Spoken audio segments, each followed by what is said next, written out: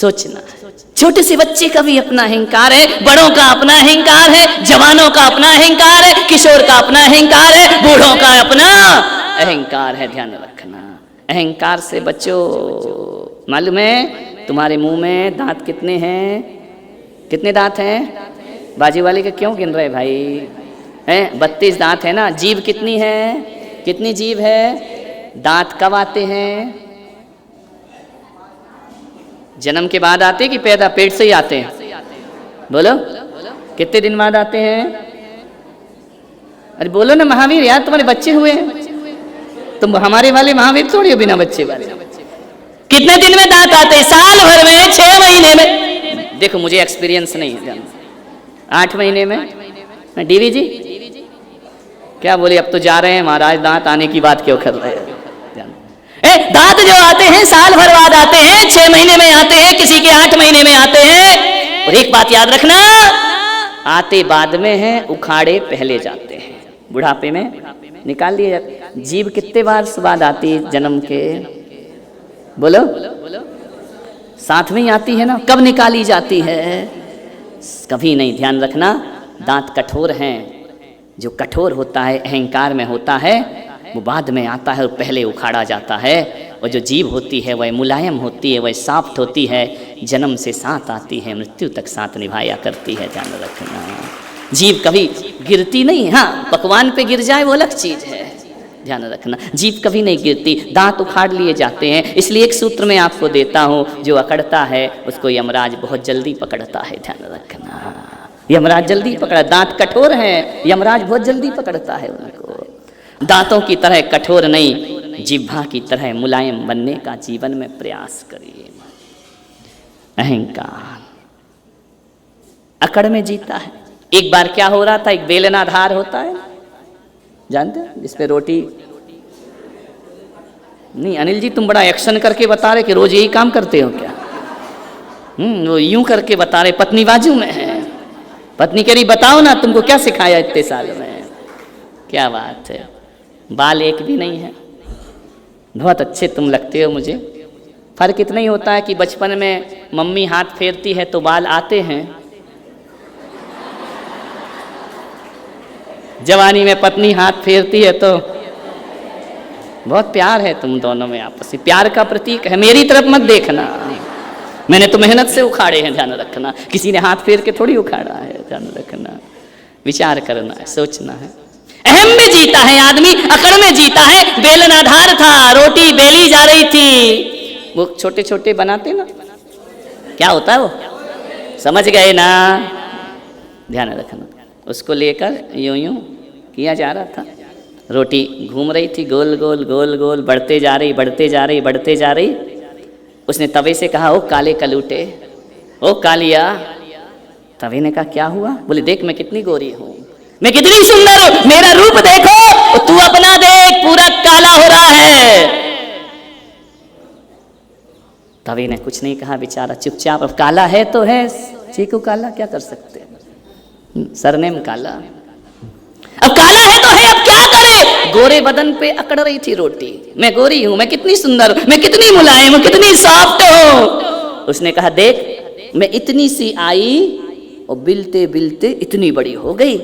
और तबे तू देख काले कलूटे, जैसा है वैसा ही है। जब से आया है बन के कंपनी से, ना 1 इंच बढ़ता है ना 1 इंच कम होता है। तू कैसा है? मेरा जीवन देख, मैंने कितना विकास किया है। आटे के रूप में आई, लोहे बनी, लोहे बनने के बाद मुझे दबाया गया, फिर बेला गया, मैं इतनी सी से इतनी बड़ी हो गई। तभी ने कहा कोई बात नहीं बहन, मैं क्या कर सकता हूँ। बोले अपनी औकात देख, अपनी जिंदगी देख। आग में तपते रहता है और काला का कलूटा बना का बना रहता है, तेरा भी कोई जीवन है। तभी ने कहा बहन रोटी एक बात सुन जरा दिल से, तेरे जैसी हजारों रोटियां मुझसे ऊपर से आके चली गई हैं। ध्यान रखना, एक नहीं, एक तू ही अकेली नहीं, अपनी जिंदगी में तेरे जैसी हजारों रोटियां सेंकी हैं।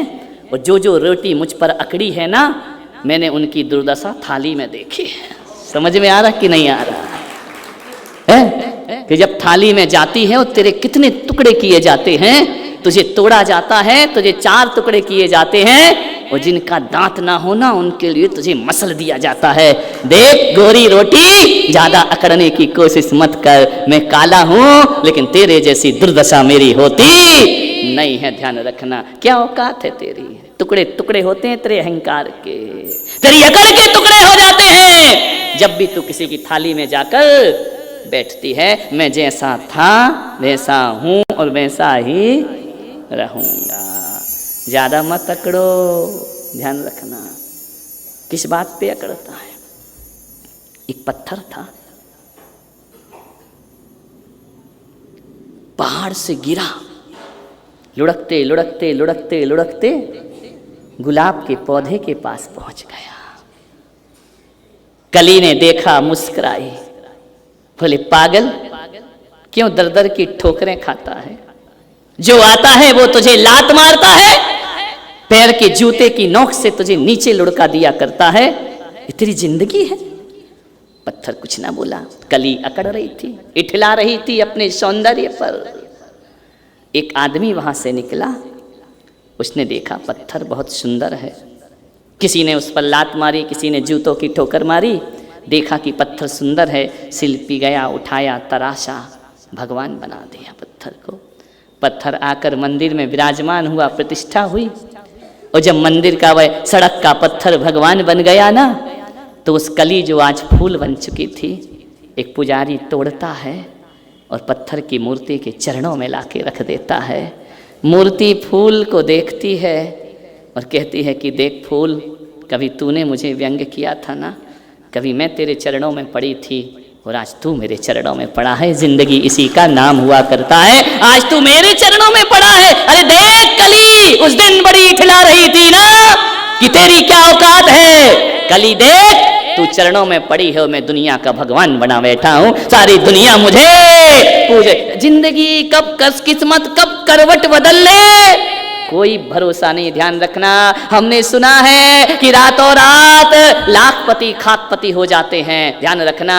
ज्यादा दौलत पे मत अकड़ो, जो महलों में रहते हैं वो सड़क पर आ जाया करते हैं। और मेरे महावीर कहते हैं दौलतवान बनो या ना बनो, धनवान बनो या ना बनो, आदमी को गुणवान बनना चाहिए, आदमी को विद्वान बनना चाहिए। ध्यान रख, ये धन सदा रहे, एक लक्ष्मी एक सरस्वती, ध्यान रखना। लक्ष्मीवान मत बनो, सरस्वती पुत्र बनने का प्रयास करिए, क्योंकि हमने कई बड़े बड़े लक्ष्मीवानों को सड़क पे आते देखा है। महल बिक गए, झोपड़ी में आ गए, किराए के मकान में आ गए। लेकिन कभी तुमने ये सुना है कोई ज्ञानी अज्ञानी हो गया हो? धनवान निर्धन हो सकता है, लेकिन ज्ञानी कभी अज्ञानी नहीं हुआ करता है। इसलिए आपसे मेरा निवेदन है, कभी ख्याल करना, लक्ष्मी के चित्र देखना, लक्ष्मी की फोटो देखना, लक्ष्मी हमेशा खड़ी है। सरस्वती की फोटो देखना, सरस्वती हमेशा बैठी है, उसकी खड़ी मूर्ति नहीं मिला करती है। मैंने सोचा ये खड़ी क्यों है और ये बैठी क्यों है, पता चला सरस्वती कहती, लक्ष्मी कहती, देखो मेरे पास ज़्यादा टाइम नहीं है, बैठने का टाइम नहीं है, आज तुम्हारे पास हूँ, कल किसी और के घर चली जाऊंगी। मैं स्वभाव से चंचला हूँ, मैं स्थायी नहीं रहा करती हूँ, और मुझे बिठाने की कोशिश मत करना, मैं आऊंगी और देखते ही देखते चली जाऊंगी। कितने चले गए, ध्यान रखना, कितनों की जमीन जायदादें बिक गई मेरे भाई, ये लक्ष्मी का भरोसा है। और सरस्वती कहती, एक बात ध्यान रखो, एक तो मैं जल्दी आती नहीं हूं, और आ गई तो फिर उठ करके कभी जाती नहीं हूं। मैं आ गई तो आ गई, अब तुम्हें छोड़ करके कभी जाने वाली नहीं। कभी देखा महावीर स्वामी अज्ञानी हो गए हो, विवेकानंद अज्ञानी हो गए हो, राम अज्ञानी हो गए हो? हाँ, ये बात सुनी है कि धनवान राम वनवासी होते देखा है, लेकिन विद्वान राम को अज्ञान होते कभी नहीं। आदमी प्रकृति को लांग करके आगे बढ़ गया। क्यों बढ़ता है? एक बात पूछूं, आपसे पूछा जाए कि स्कूल क्यों जाते हैं? बोलो, क्यों जाते स्कूल? काय के लिए पढ़े लिखे तुम लोग? बोलो, ज्ञान, काय का ज्ञान प्राप्त करते? किस चीज का ज्ञान? तिकड़मबाजियां, बेईमानियां, काय का ज्ञान प्राप्त करने गए स्कूल में? क्या प्राप्त किया? पढ़ गए ना, डिग्री है ना, तो क्या पाया उस डिग्री से?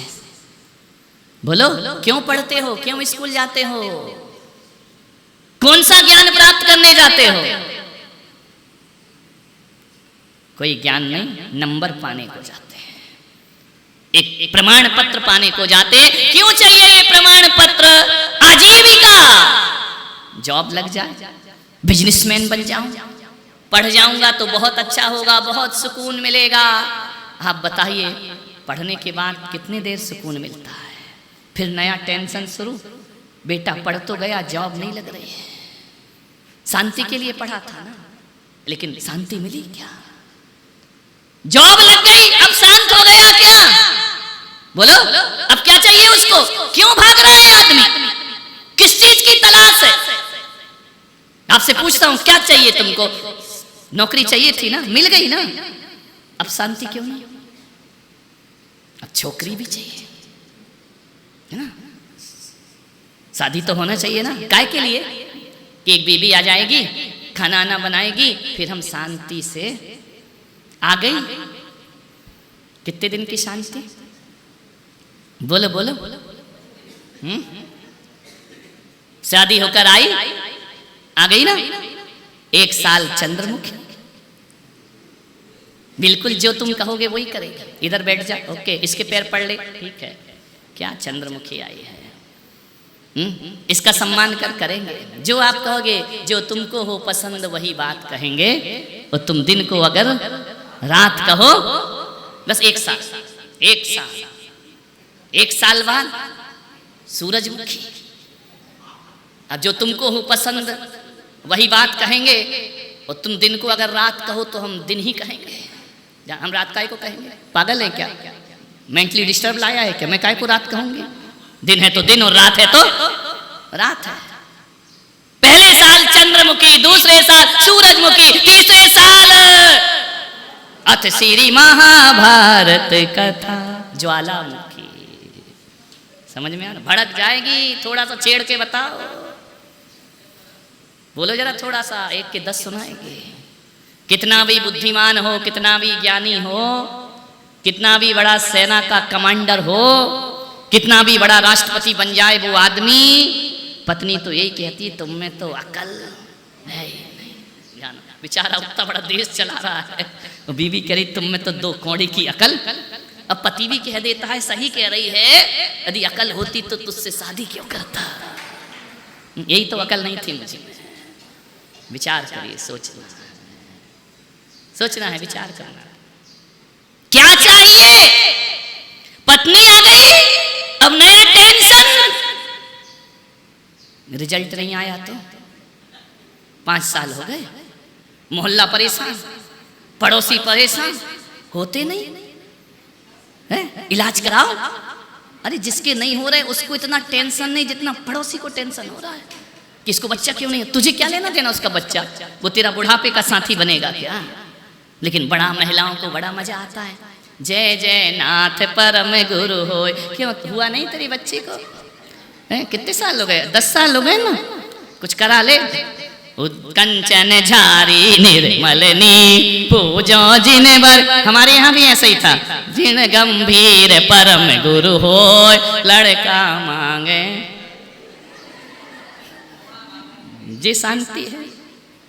एक है बहुत बड़ा डॉक्टर, पूना में है, दिखा लेना। दर से विशुद्ध धरे जो कोई, ताको आवागमन न होई, 5 साल में कुछ नहीं होई, सोती शंकर पदवी पा। ये तुम्हारी पूजा पाठ, ये शांति मिल रही है तुमको? कितने तकलीफ है, विचार करना है। बच्चा हो जाए, क्यों हो जाए? सुख शांति के लिए। बहू आ जाए, सुख शांति के लिए। बाहरे इंसान जिंदगी खत्म हो जाती है, शांति नहीं मिल पाती है।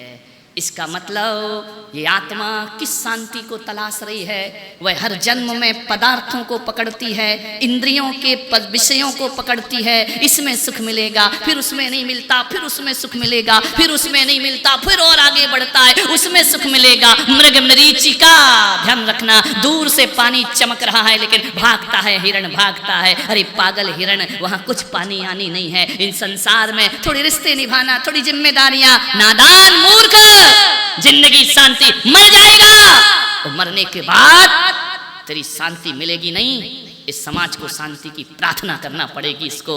मैंने सोचा यार मरने के बाद शांति की प्रार्थना क्यों करते हैं? और कौन लोग करते हैं मालूम है?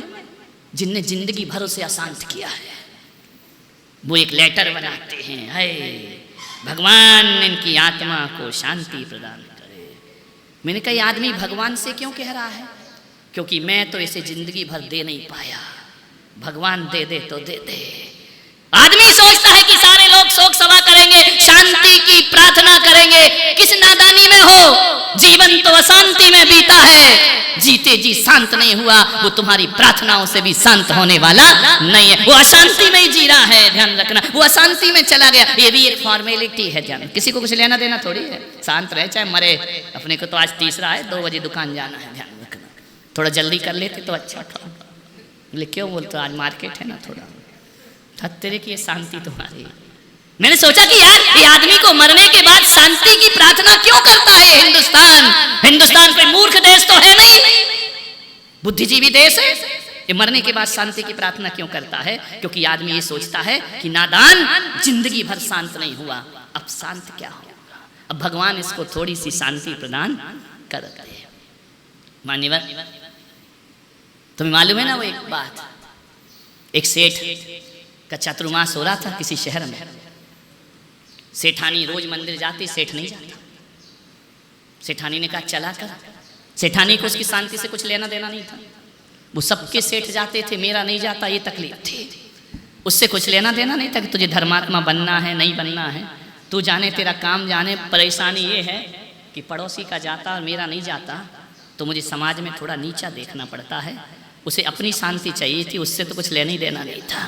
रोज झगड़ा करती, चल प्रवचन में, चल प्रवचन में, चल वो कहे तू जा, मुझे नहीं जाना, तुझे धर्म करना करना, मुझे काहे को घसीटती है। बोली नहीं नहीं चलना प्रवचन में। बोले मैं तो जाऊंगा ही नहीं, चाहे कुछ हो जाए। उसने जाके संत से कहा कि सब आते हैं, मेरा पति नहीं आता है। तो बोली समस्या तेरी क्या है? बोले ये है कि सब आते हैं। समस्या देखो, ये तुम्हारी मित्र है, ये पत्नी कह रही है हमें पति की कोई समस्या नहीं, वो सबके आते हैं, ये तकलीफ है। पड़ोसी का सुख मेरी सबसे बड़ी तकलीफ है, मेरा दुख मेरी कोई तकलीफ नहीं है। वो नहीं आए, मुझे मालूम उसके लक्षण खराब है, वो नहीं सुधरेगा, लेकिन लोकचार में तो आ जाए, लोकाचार में तो आ जाए, देखा देखी में तो आ जाए। सारे लोग मुझे ऐसे देखते हैं कि जैसे मैं किसी अजैन की पत्नी हूँ, मेरा पति मंदिर नहीं आता है। सारे लोगों की निगाहें मुझ पर ऐसा है कि जैसे मैं मंदोदरी और वो रावण। उस रावण को महाराज थोड़ा राम बना दो, भीतर का तो नहीं बनेगा, मुझे पक्का विश्वास है, बाहर का ही बना दो थोड़ा सा। संत ने कहा मैं क्या कर सकता हूं? बोले आप कुछ संबोधो उसको। संत ने कहा जब वो आएगा नहीं तो मैं किसे संबोधन करूंगा? कुछ भी करो महाराज, आप तो महाराज हैं। अब ये और बहुत बड़ी सजा है महाराज बनना। अब तुम जानो आप तो महाराज हो। अरे महाराज हैं तो क्या हो गया भाई, है तो हम भी एक इंसान। नहीं आप कर सकते हो, ऐसी मीठी मीठी चुनौतियां आती हैं तुम्हारी, नहीं आप तो सब कर सकते। संत ने कहा भाई बहुत पीछे पड़ी है, उधर पति का माथा खाती है, इधर मेरा माथा खाती है, चलो। संत ने कहा तेरे घर का एड्रेस दे गई, फलानी जगह दुकान है, कहाँ मिलेगा? दुकान के अलावा वो कहाँ मिलेगा? उसके पास समय होता तो यहाँ नहीं आता क्या? संत ने कहा ठीक है मैं चलता हूँ। जैसे ही संत गया दुकान पे, हक्का बक्का रह गया, पसीने छूट गए। बोले महाराज तुम यहाँ कहाँ आ गए? अरे संत ने कहा बेटा तू नहीं आ सकता, तू बहुत बिजी है, तेरी पत्नी ने बताया है। अरे बोले कमबख्त ये करने गई थी क्या मंदिर में? तूने कहा कोई रिपोर्ट देकर, तू यहाँ की पुलिस वाली है जो सारी रिपोर्ट महाराज को दे रही है वहां जाकर के। बोले कि उसने कहा है कि भाई तेरे पास टाइम नहीं है। तो मैंने कहा कि चलो मैं तो फ्री ही बैठा हूँ, महाराज को क्या काम है? तो मैंने कहा चलो तू दुकान भी चलाना और मैं तुझे धर्म का उपदेश भी दूंगा। उसने कहा सत्यानाश हो तुम्हारा। बोले तुम यहाँ धर्म का उपदेश दोगे तो मैं 2 के 4 कैसे करूंगा, बेईमानी कैसे करूंगा? ये ग्राहक भग जाएंगे। तुम यहाँ बैठ के ये बोलोगे कि झूठ नहीं बोलना चाहिए, तुम यहाँ बैठ के बोलोगे ईमानदारी से दो, बेईमानी मत करो। और ये ग्राहक ने सुन लिया तो मेरी तो दुकान बंद हो जाएगी। उसने कहा महाराज एक काम करो। बोले क्या? बोले तुम मंदिर पहुंचो, मैं आऊंगा, तुम जाओ, यहाँ अभी जाओ, मेरा धंधा चौपट मत करो, तुम्हारे हाथ जोड़ता हूँ। संत ने कहा मैं जाऊं? बोले हाँ। तो बोले तू कब आएगा? बोले अभी तो नहीं आऊंगा, गणेश जी रखे हुए हैं, किराना धड़ल्ले से चल रहा है, जैनों के पर्यूषण चल रहे हैं और अजित भर भर के किराना ला रहा है, काजू किशमिश बादाम, अभी तो मैं नहीं आ सकता हूँ, बहुत मेरा धंधा चल रहा है। तो संत ने कहा फिर मैं कब आऊं? अब संत ने कहा यार साधु ने कैसा करो, दिवाली बाद आ जाना, मालूम दिवाली बाद ही भगे जाएंगे। चौमासा खत्म हो जाएगा। बोले दिवाली बाद आना। संत ने कहा ठीक है। दिवाली हुई, चातुर्मास समाप्त हुआ, संत पहुंच गए। बोले चलो बिहार तो है ही, थोड़ा उधर से मोड़ लेते हैं जुलूस। जैसे गए, ओ सेठ, बोले क्या फिर आ गए तुम? बोले सत्संग थोड़ा सा कर ले, 5-10 मिनट में जा रहा हूँ, फिर कहाँ मिलूंगा। अरे तुम जाओ तो यार, दिवाली के पटाखे बिक रहे हैं, तुम्हें अपनी उसकी पड़ी है सत्संग की। मेरी बीवी को सुना दो ना यार, 4 महीने उसका माथा खाया। तुम्हारे हाथ जोड़ाओ संत जी, जाओ जाओ जाओ, अंतिम विदाई। नहीं, संत ने कहा देखो आज तू पटाखे बेच रहा है, अब कब आऊं? बोले तुम्हारा तो बिहार है ना। बोले नहीं, हम तो रमता जोगी, हमारा काय का बिहार, हम तो घूम घाम के फिर आ जाएंगे, हमको क्या है, 8 साल से तो जिनसरनम के आसपास रह रहे हैं, क्या करें, हम घूम घाम के फिर यहीं आ जाते हैं। संत ने कहा बुरे फंसे सत्यानाश इस बीवी का। तो संत ने टालना था। बोले एक काम करो संत जी, अगले साल आना। संत ने कहा ठीक है, 1 साल वेट कर लूंगा, हमें कौन सा जल्दी ऊपर जाना है, और तुम्हें भी अभी नहीं जाना है, आराम से तुमको सत्संग। 1 साल बाद सेठ के लड़के की बारात चढ़ रही है, सेठ घोड़ी पर बैठ रहा, संत आधम के। बोले रुक सेठ रुक। बोले क्या? बोले बारात बाद में प्रवचन सुन। उसने कहा सेठ जी ये बताओ संत जी, तुम हाथ धो के हमारे ही पीछे क्यों पड़े हो? मनीष के यहाँ चले जाओ, उसके लड़के की शादी हो गई, वो फ्री है, अभी बच्चा छोटा है, तुम हमारे पीछे क्यों पड़े हो कि नहीं तुम कोई सुना? अरे और देख लो कोई से। अरे संत ने कहा नहीं, हम तो देखो, हम तो ऐसे ही अक्खड़ पक्कड़ हैं, हम यदि ठान लें कि उद्धार करना है तब करके ही रहेंगे तुम्हारा उद्धार, चाहे तुम दुनिया में कहीं भी भागो, हम तो उद्धार जरूर करेंगे तुम्हारा। उसने कहा क्या करूं यार, बड़ी आफत है। संत ने कहा सेठ जी एक काम करो, इस बारात लग जान दो, रंग में भंग मत करो। अभी तुम मेरे लड़के से कहोगे क्यों बर्बाद होने जा रहा है, अभी भी समझ जा, उसकी मंगनी मत तोड़वाओ, शादी मत तोड़वाओ, ऐसा करो ये प्रवचन 5 साल बाद। संत ने कहा ठीक है कोई बात, 5 साल बाद। उसने सोचा यार कि अब पंच कल्याणक होगा तो 5 साल बाद तो महाराज इस महाराष्ट्र से लंबे निकल जाएंगे कहीं और, यहीं थोड़ी रहेंगे हमेशा को, तब तक ये निकल लेंगे, अपना धंधा चलेगा। 5 साल बाद संत आ गए लौट करके, क्योंकि मस्तकाभिषेक करना था, पंचवर्षीय होगा कि नहीं होगा, है ना। आ गए संत तो लौट लाट के। बोले ओ सेठ, अरे बोले सत्यानाश तुम्हारा, फिर आ गए तुम, फिर अरे नहीं करना सत्संग। बोले नहीं, हम तो तेरा उद्धार करके ही रहेंगे बागचंद जी, करके ही रहेंगे उद्धार, चाहे कुछ हो जाए। जैसे टाला। बोले 6 महीने की मोहलत और दो। साधु ने कहा ठीक 6 महीने कोई बात नहीं। 6 महीने बाद संत पहुंचे तो सेठ के दरवाजे पर कुछ गोबर के कंडे जल रहे थे, मोहल्ले के लोग खड़े हुए थे, कुछ मातम मना रही थी, छाती पीट रही थी। संत पहुंच गए। बोले सेठानी सत्संग। अरे बोले काहे का सत्संग, गया सेठ तो। बोले चला गया क्या? बोले गया, मर गया। अरे बोले मर गया? बोले अरे महाराज गए, वो नहीं सुधरे जिंदगी में। अरे संत ने कहा बड़ा धोखा दिया सेठ ने मुझे। बोले कब चला गया? बोले अभी रास्ते में। अरे संत ने कहा चलो उठाओ टीम, भागे मरघट की तरफ। संत आगे आगे, संत पीछे पीछे, अर्थी आगे आगे। जैसे ही पहुंचे अर्थी पे और दुर्घटना घट गई। मालूम है क्या हो गया? अर्थी पे लिटाया जा रहा, लकड़ी रखी जा रही। जैसे ही लकड़ी मुंह तक आती, संत ने कहा ठहर जाओ। बोले क्या? बोले ठहर जाओ मूर्खो, मुझे इसे सत्संग कराना है। लोगों ने कहा महाराज या तो तुम्हारा दिमाग खराब है, तुम मर गया सत्संग करा रहे। बोले नहीं, अब ये कहीं भागेगा नहीं, अभी शांति से लेटा है, जीवन भर तो इसको शांति मिली नहीं है, अब ये शांति से लेटा है, अब जितनी देर कराना हो। अरे मरघट में जो गए तो उन्होंने कहा सत्यानाश, वो तो निपट गया, हमें काहे को निपटाने में लगे हो, हमको तो जल्दी जाना है।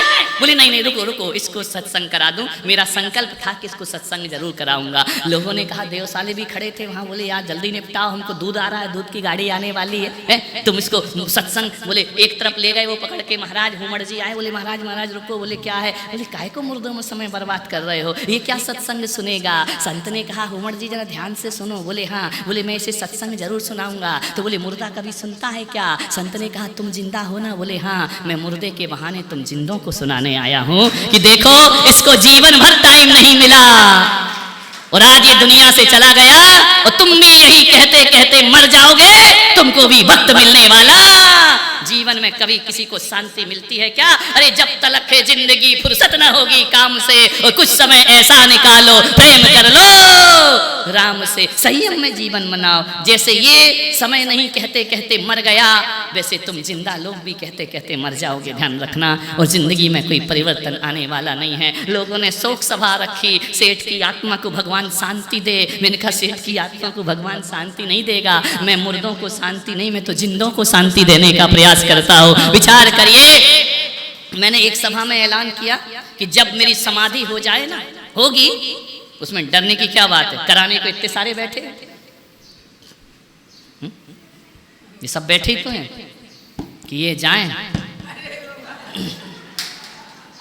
और हमने भी कौन से इन्हें बनाए, हमने तो इसलिए बनाया कि भैया 4 तो चाहिए, है ना? हाँ, ये सब डायलॉग बाजी है, अंदर से तो पिंडदान करने को बैठे। विचार,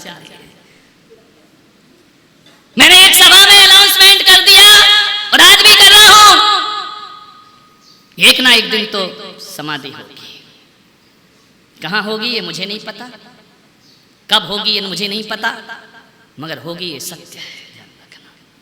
मैं अपने भक्तों से इतना ही कहकर जाऊंगा कि मेरी समाधि हो जाए तो मेरी समाधि के बाद मेरे लिए शांति की प्रार्थना मत करना, ध्यान रखिए। मेरे लिए शोक सभाएं नहीं रखना, क्योंकि ना तुम्हारे शोक में कोई दम है, ना तुम्हारी शांति की प्रार्थना में कोई दम है, ध्यान रखना। मैं इतना ही दुनिया से कहता हूं कि मेरी समाधि के बाद कोई भी मेरे लिए शांति का संदेश ना दे, कोई भी मेरी शांति की प्रार्थना ना करे, क्योंकि मुझे विश्वास है मैं अपनी शांति अपने साथ लेकर जाऊंगा। मुझे तुम्हारी प्रार्थनाओं की कोई जरूरत नहीं।